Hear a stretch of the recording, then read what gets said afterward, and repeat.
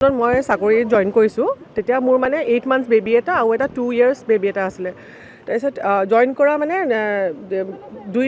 দুই মাহৰ পিছতে মোৰ বাচ্চাটো ডিচেণ্ট্ৰি হ'ল আৰু মানে অলৰেডি 15 days মানৰ পৰা বহুত ফিভাৰ হৈ আছিলে মই লিভ বিচাৰি থাকোঁ যে মোক ছাৰ এনেকৈ লাগে মই অকলে থাকোঁ মোৰ হাজবেণ্ড তেতিয়া ডিফু মেডিকেল কলেজৰ ফেকাল্টি হয় তাৰপিছত তেখেতে কৈছে নোৱাৰিবা তুমি নিউ কামাৰ হয় এতিয়া তুমি CCL একো নোপোৱা ছাৰ মোৰ বহুত দিগদাৰ হৈছে ইয়াত অকল মেডৰ লগত থৈ আহোঁ তেতিয়া নিদিয়ে মানে তাৰপৰা কিবা কৰি মই ছুপাৰিণ্টেণ্ডেণ্ট ছাৰৰ পৰা লৈ মানে যেতিয়া মানে পূৰা মানে ব্লাড ষ্টুল পাছ কৰে আৰু মোৰ বাচ্চাটো তেতিয়া ব্লাড ষ্টুল পাছ কৰিছে তেতিয়া মানে উপায় নাপায় মই মানে ছাৰক তেতিয়া মোক ছুপাৰিণ্টেণ্ডেণ্ট ছাৰে লিভটো গ্ৰাণ্ট কৰি দিলে দেই CCL একো বেলেগ যিহেতু ৰাস্তা নাই তাৰপিছত হাজবেণ্ডেও তাত ছুটি নাপায় তাৰপৰা মোক আহি পিনে লৈ গ'লহি তাত আৰু ইয়াতে চব ইনভেষ্টিগেশ্যনখিনি মই ইয়াতে কৰাইছোঁ তাৰপিছত লৈ যোৱাৰ পিছত তেখেতে কি কৰিছে দুদিনমান যোৱাৰ পিছতে মানে পিছত মই শুনি পাইছোঁ আৰু মোক এপ্লিকেশ্যন পঠাইছে মানে অনলাইন দিছে যে মই মানে আনঅথৰাইজ লিভ লৈ গৈছোঁ কিন্তু গোটেই ইনচিডেণ্টটো মই তেখেতক ৰিপৰ্ট দেখাইছোঁ যে মোৰ বাচ্চাটো এনেকুৱা হৈছে এটা 8 মহীয়া বাচ্চা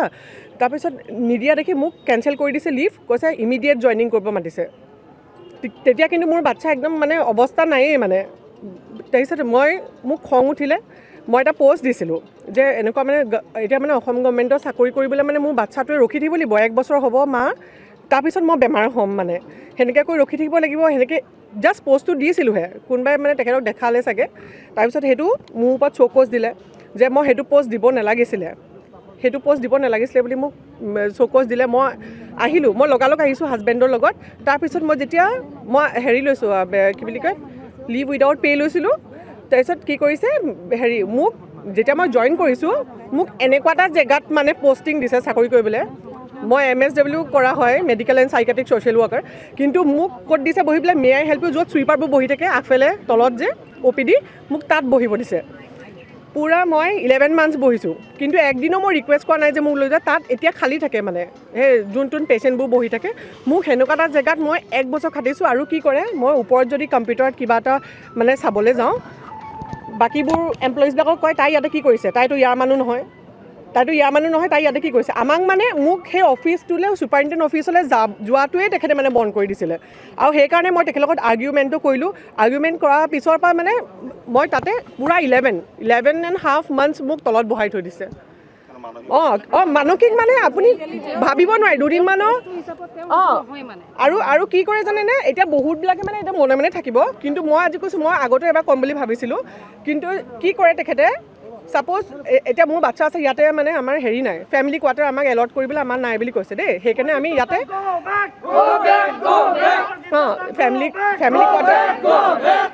ফেমিলি কোৱাৰ্টাৰ নাই বুলি কৈছে সেইকাৰণে আমি BP তিনিআলিত থাকোঁ যদি মোৰ চাকৰি মানে 5 o'clockলৈকে যদি আছে তেতিয়াহ'লে মই যদি মোৰ বাচ্চা অকলে ঘৰত থৈ আহিছোঁ কাম কৰা মানুহৰ লগত তেতিয়াহ'লে মই 9টা বজাত আহোঁ 9টা বজাত আহি মই 4টা বজাত যাবলৈ লওঁ কেতিয়াবা হাৰ্ডলি ইমাৰ্জেঞ্চি হ'লে 3:30 তেতিয়া মানে কি কৰে যে তোমাৰে অকল বাচ্চা আছে নেকি বাকী নাই আমাৰ ইয়াতে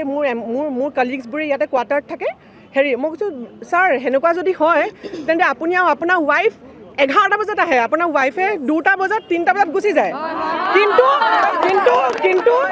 কিন্তু মই ৱাইফৰ কাৰণে ক'বলৈ বিচৰা নাছিলোঁ চৰি বা কিন্তু এটা কথা কৈছোঁ মই তেখেতে খুব ভাল মানুহ ৱাইফ কিন্তু তেখেতৰ 2টা বাচ্চা আছে ছোৱালী 2জনী মোৰো 2টা ল'ৰা আছে একদম সৰু 3 বছৰ 2 বছৰ সেনেকুৱা কিন্তু চবৰে একেই হ'ব তেখেতৰ OPD ডিউটি 8 to 2 হ'ব লাগে তেন্তে 8 o'clock তেখেতেও আহি নাপায়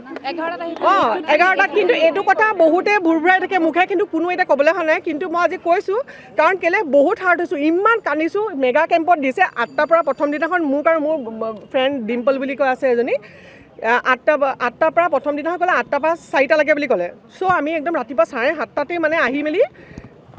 4টা বজালৈকে ডিউটি কৰি গুচি গৈছোঁ আমাক 5:30 বজাত ঘূৰাই আনিছে পৰা BP তিনিআলিৰ পৰা ঘৰৰ পৰা ঘূৰি আহিছোঁ আমি